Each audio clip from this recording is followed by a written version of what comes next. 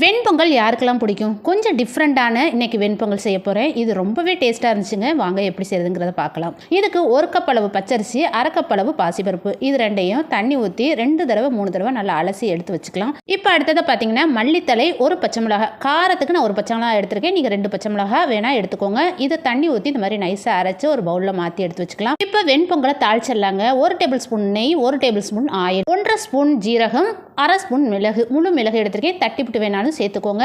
இப்போ கையளவு கருவேப்பிலை சேர்த்து எல்லாமே கொஞ்சம் செவந்ததுக்கப்புறம் இதில் தண்ணி சேர்க்க 1 கப் அரிசிக்கு 4 கப் அளவு தண்ணி சேர்க்குறேன். பருப்புக்கு 1 கப், மொத்தம் 5 கப். அதான் அந்த மல்லித்தலையும் பச்சை மிளகாய் அரைச்சோம்ல, அதோட சேர்த்து தான் 5 கப். இதுக்கு தேவையான சால்ட் சேர்த்து பெருங்காயத்தூள் 1/4 டீஸ்பூன் சேர்த்து நல்லா கொதி வந்ததுக்கப்புறம் குக்கரை லாக் பண்ணி வெயிட் போட்டுடலாம். இப்போ 2 விசில் வந்துருச்சு பாருங்க, நல்ல குலைவாக வெந்திருக்கு. இதுதாங்க வெண்பொங்கல்ங்கிறது. இதில் மல்லித்தலையை அரைச்சி சேர்த்ததுனால அப்படி ஒரு டேஸ்ட்டுங்க. ஈஸியாக நெய்யில் முந்திரி பருப்பை பொரிச்சு போட்டு நல்லா மிக்ஸ் பண்ணி விட்டு இதில் சட்னி சாம்பார் வச்சு சாப்பிட்டு பாரு.